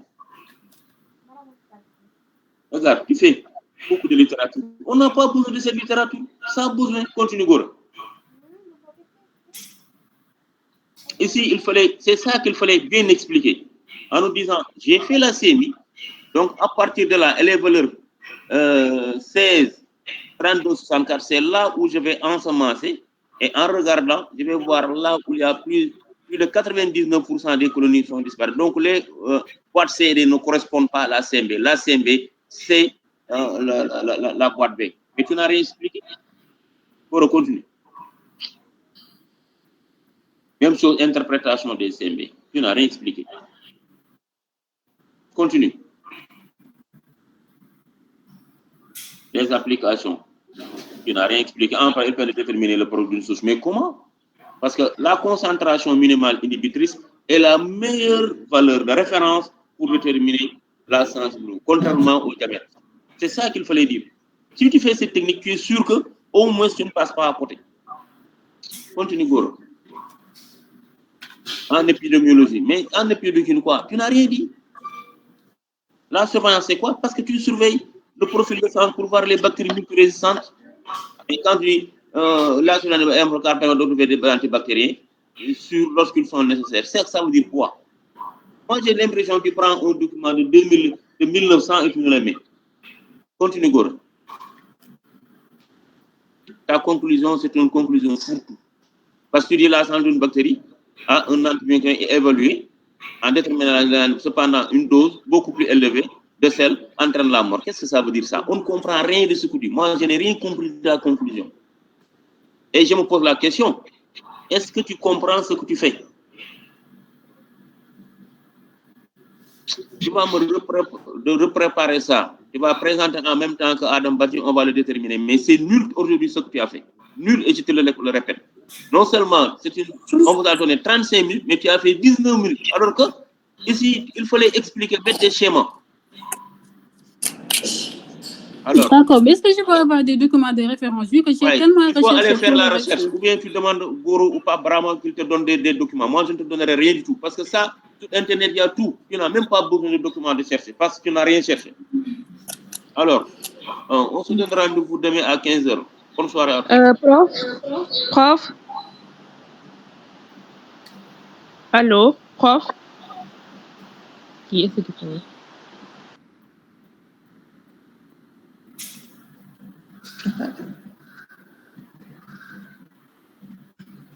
Gora. Oui. Pas Bourama, vous m'entendez? Yéen a ngi fi. Pape nekk fi de. Pape nekk fi. Yaa kii Djibril. S'il vous plaît, vous allez m'aider. Moi, j'ai tellement recherché et que j'ai pas de résultats. Je suis trop fatiguée comme ça. Djibril, vous allez m'aider, s'il vous plaît. Et Madiana aussi, si possible. Si vous avez des documents. Ah d'accord dañ la defal recherche xoolal ay documents kii Kumba. Non, dama sonn tamit yëngu naa ci fanaan ci tamit alors que ça bu jul fenn. Non prof bi franchement des fois da ngay découragé de parce que nu muy da ngay def ba sonn nga ñëw mu lay expliquer yenn affaire yi mais bon dinañ la xoolal ay documents t'inquiète. D'accord, c'est bon. Nekk fa. Da ngay léegu léegi. Dégg ma. Prof bi da ngay tayal ñaari saar wala ngay commencé. Non Gora Fall Gora. Mooy Gora xanaa mooy. Gora nag prof bi nag nee ko lii yóbbante ñëpp la. wax ko mu nu muy waxee parfois des fois day métti étudiant yi. Gora bàyyi rek di wax di doole di wax di xas nit ñi comme Gora da nga wax ak c'est pas normal. c'est pas normal de muy waxee ak nit yi moom c'est clair que du waxee nii ak doomam yi na xam nu muy waxee ak ñun mais il parle avec nous comme kuy wax ak ay xar wala ay kii du wax ak ñun comme di ci yëpp di saaga di loolu xanaa ñun jàngatuñu kese. xoolal yéen da ngeen kaa xam parce que moom depuis temps deuxième année ba léegi comme ni lay waxee ñun de. non déedéet non Mansour c'est pas une raison pour que ay xam ngeen ko moom nii la on doit pas s'adapter à son comportement. Donc mais xam ay doomu jàmbur tey jaar. Non, c'est pas bien, sérieusement. Tout à l'heure, j'ai failli pleurer. C'est pas bien. non yéen xam nga lan la yéen xam nga la ngeen comprendre. moom ça ñun duñ mës a comprendre parce que benn doo ko ñemee poser question. wala doo ñemee sa wax sinon daf lay xas. xam nga lan mooy problème ni muy waxee ñun mënuñu ci dara depuis temps pour am na ñoo xam ne instant yii nii moom mosoo leen a jàngal instant ay assistant ñooñu boo dégg bu déggee ñu ne professeur loolu la ñu njëkk a laaj moom kon moom noonu la mel naturellement nañ ko muñ le garaaw. déedéet mais noonu la mel naturellement on doit travailler avec lui depuis 2 ans ñu nar ko muñ xam nga suñu genre yi peut-être mën nañ ko muñ mais xoolal nu muy def Kumba c'est pas normal góor a responsable nga tamit da nga ko war a wax ne ko lii ak lii ak lii te c'est pas nu demee nga xam nu muy waxee bu dee lii mooy tempérament avec ça on va rien comprendre avec ça des fois tu veux même poser des questions t'as peur de poser tes questions parce que da ngay xalaat mu wax la projet moom noonu la mel ñun ñëpp xam nañu noonu la mel te mënuñu si dara. non sincèrement nañ muñ rek métti na quoi métti na parce que da ngay wax mu lay humilier si biir nit ñi di la xas loolu neexul kenn ku ko def après xool dina métti mais xam nga ne noonu laa gis moom nañ rek. ñun comprendre nañ sax ñun xam nañ nii la yàgg mel. mais xam nañ teg. ñun xam balaa nañ ngay def da ngay def ay effort yendu fi nekk di recherche mu ne la defoo recherche woo dara yow boo recherche wu loon di fi andi lii xanaa nekkul da ngay dem gis benn document yi jël yëpp tiire ko ñëw teg ko fii nii. c'est que moom instant nii ñëpp xam nañ nu mel moom da lay wàññi la rusloo loo def mu ne la. master bi nga xam ne évolué wu ñun ñoo ko waroon xasuñ ko moom muy am lu muy wax master bi évolué wu dafa dara moom donc moo fi nekk di def cours ana yeneen professeurs yi. pour man moom pédagogie moo des pour man boo bëggee nit ki adopté yow li nga bëgg mais tu le dis calmement ne ko lii ak lii laa bëgg nga def. effectivement yow xoolal prof épidémie bi da doon wax tamit normal laaj la nga tontu boo tontoo du la xas. même bu nekkul noonu danaan kii xaw na ko jege kii jegewu ko lii ak lii mais du la xas. échange dafa war a am échange faaw muy am sinon rek duñ évoluer quoi. prof dañoo bokkul nag. non bokkuñu mais non professeur Seck il est excessif man moom amul problème man comportement bi miin nañ ko depuis 3e année mais des fois c'est excessif. doy na waar daal. mais yàlla ba maa si jàppale leen ndey kumba dégg ngeen la mi ngi seen loxo boy Gora waaw Gora waaw tey kan moo non viable tey Les non ah viables, quittez, Mansour Gora, quittez, je vais parler avec Laikondé. ah Gora tu es non viable aussi di mais Jouera merci beaucoup dégg nga Jouera merci Ok, je t'en prie, je t'en aujourd'hui prie. tu nous as sauvé je te sonne après tu nous as sauvé aujourd'hui Ah, ok, j'ai aussi rectifié le format aussi, ouais. c'était visible par rapport à l'autre. ok c'est bon Ok, Gora, tu peux, c'est bon. ok Mansour aussi. Hi. Laikondé, il a ok quitté. waaw je vais quitter bonne soirée Ok, merci beaucoup. Attends.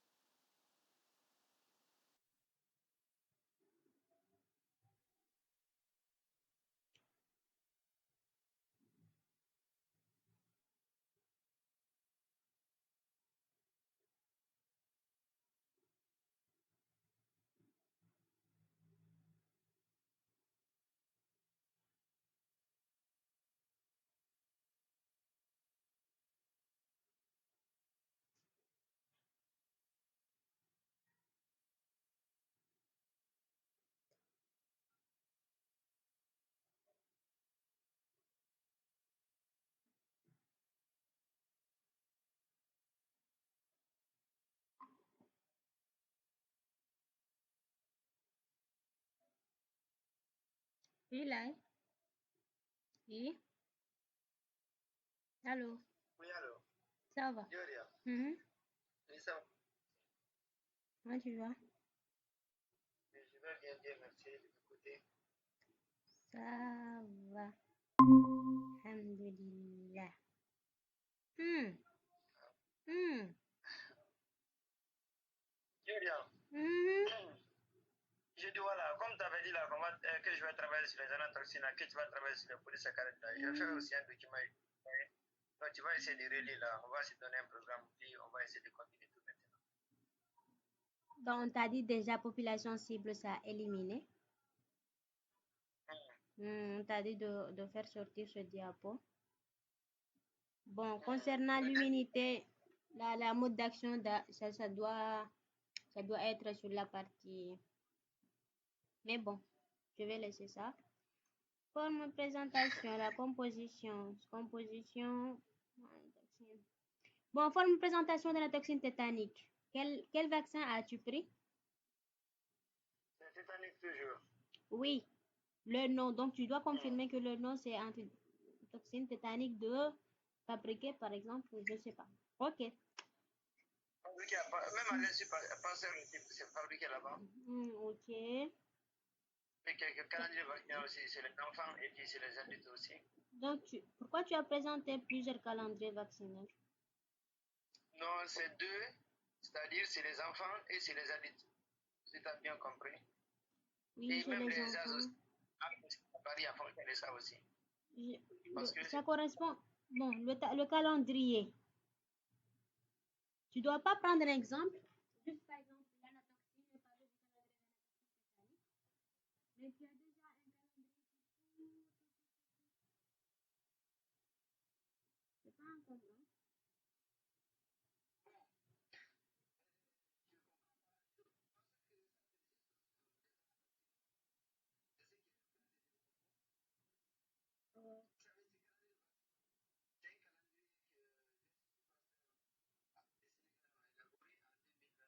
Le calendrier.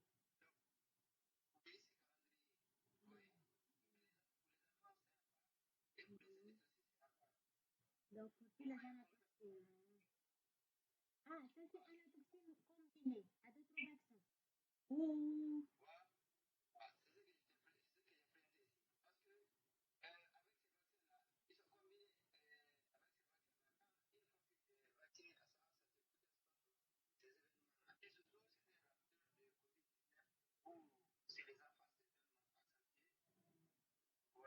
je te comprends.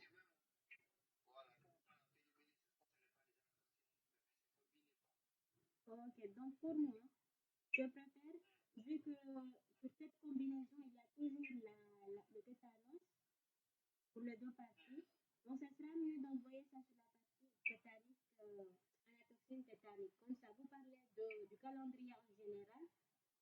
Si, par exemple, l'anatoxine n'est pas associée à un autre vaccin, mais si au cas où l'anatoxine est associée avec un autre vaccin, il doit suivre ces calendriers. Donc, on aura donc deux calendriers à suivre.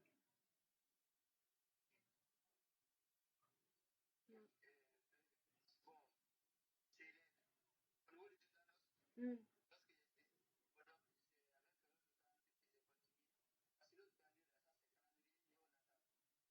Oui, ça c'est pour anatoxine non associée. C'est l'anatoxine tout simplement.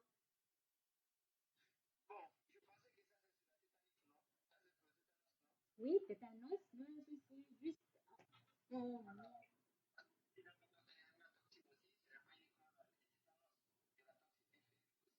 Oui, c'est pour cela que j'ai dit, vu qu'il y a possibilité d'association des vaccins, il y a un calendrier donc destiné à l'association des vaccins, il y a un calendrier qui est destiné à la toxine seule, tétanique seule.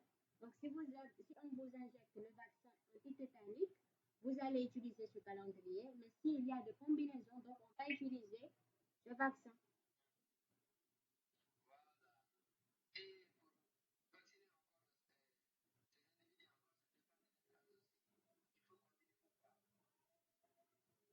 Ça dépend de leur âge. Oui, ok. Ce sont les recommandations donc, pour le schéma vaccinal. On doit tenir compte. Bon, l'autre, je n'ai pas compris. Il a fait comme l'autre là. Il a fait comme Adèle. Mode d'action de la sensibilité de la toxine, et puis on ne voit pas la toxine ici. Juste il y a vraiment l'état de connaissance de l'antigène, une multiplication.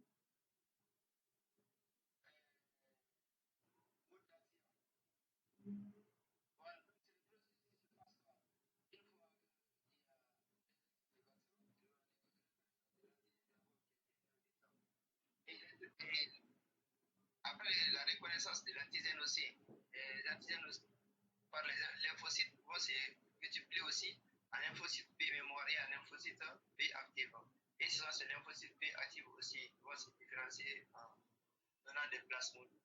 Et ces plasmodes, c'est qui vont libérer des anticorps. Et ces anticorps seront maintenant phagocytés par le phagocyte. Les anticorps phagocytés. Ou plutôt, c'est l'antigène qui est phagocyté.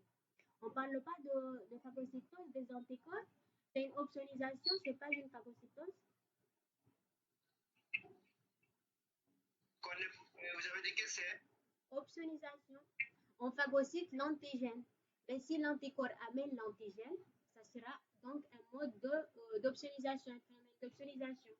Dans ce cas, la phagocyte va en même temps invaginer les anticorps qui vont se fixer sur la paroi de l'invagination, mais aussi l'antigène en même temps, pour que l'antigène ne s'échappe pas.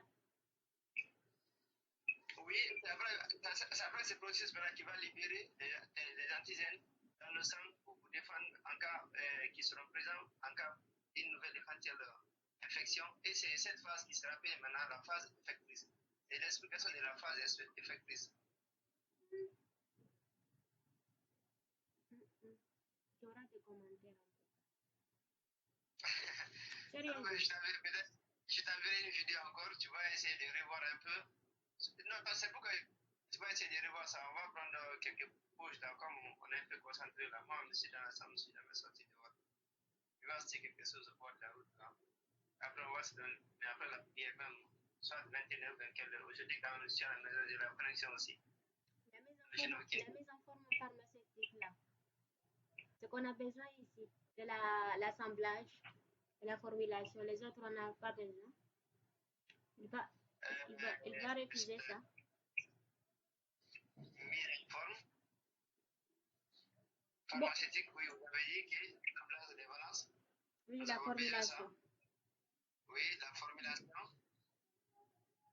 Donc, Bon, l'utilisation, conditionnement aussi, ça fait partie.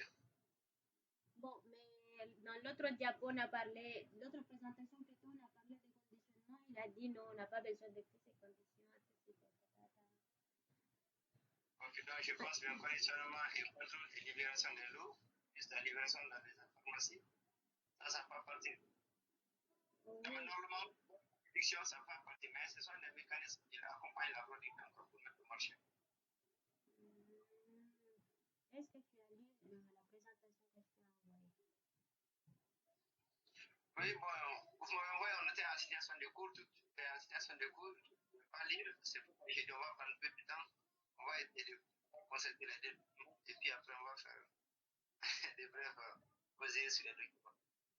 Ok, parce que les adjuvants et tout ça, j'en ai parlé sur la partie rappel. Bon, concernant la composition des vaccins, par exemple, anatoxine, la composition, ça dépend du vaccin spécifique qu'on a choisi. Par exemple, on parle du vaccin anatoxine tétanique. Donc, on doit présenter sa composition. Il est formé de quoi? Donc, c'est en ce moment-là qu'on peut présenter l'exemple de l'adjuvant utilisé, le conservateur utilisé, le stabilisateur utilisé en question. Mais parler d'une manière générale ici, c'est déjà parlé sur la partie des rappels. J'ai inséré ça sur la partie des rappels. Aussi, caractéristiques, ça j'ai mis sur la partie rappel. Immunité aussi, j'ai mis sur la partie fabrication d'une manière globale. J'ai tout mis sur la partie. Partie des rappels, ça ne va pas prendre assez de temps. Je n'ai pas encore vérifié votre dossier. Oui. Mais partie des rappels, bon, raccourcir ça. Parce que ça, c'est juste du rappel. Le contenu essentiel, c'est sur quoi? C'est sur les anatoxines et sur le polysaccharides capsulaires. Donc, on va s'accentrer sur ça. On ne va pas élargir notre parcours. Et même, il y a beaucoup d'informations encore sur l'immunisation, en immunologie, dans les préparations là. Même c'est nos amis qui sont passés, souvent ça existe aussi. Même notre ancien document là, je l'ai regardé, il y a beaucoup. Actuellement, on fait des recherches ici. On s'est beaucoup accentué en immunologie et en microbe. C'est les microbes. J'ai pas compris. Donc, c'est. L'ancien document là, on s'est beaucoup accentué Sur l'immunité. Voilà. Oui, c'est pour cela que j'ai mis sur la partie rappel. Ça sera juste 3 diapos sur la partie rappel et un rappel sur les propriétés. Ça, c'est synthèse de l'immunisation active et passive de l'anatoxine avec les propriétés de transférabilité et spécificité. Il y a aussi la réponse thymodépendante face à l'anatoxine. Oui, la réaction thymodépendante, c'est le mode d'action. La réaction thymodépendante. Mais c'est ça l'immunité. Oui, c'est pourquoi j'ai même regardé le mode de mon diapo aussi, au niveau du mode d'action, c'est le mécanisme de l'immunisation qui s'explique. C'est pourquoi sur l'immunisation, j'avais juste pris un seul diapo. C'est un diapo que j'avais pris à ce niveau, au niveau du diapo 10 là. L'espérance de complémentarité, c'est ce qu'on a entendu la dernière fois. Bon, ok. On va essayer de réduire certaines choses, quoi. Oui, j'ai réduit le fait 48, 42 diapos comme ça. Et on va éviter aussi la répétition des informations.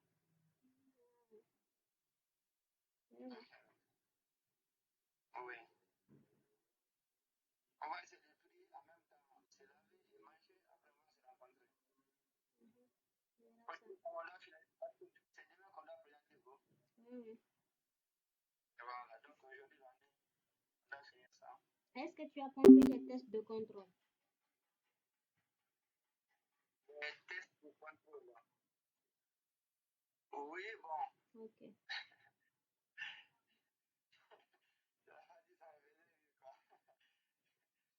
de contrôle, oui, ok, je vais parler de aussi. Avant libération de l'eau. Ouais. Ok, on verra ça.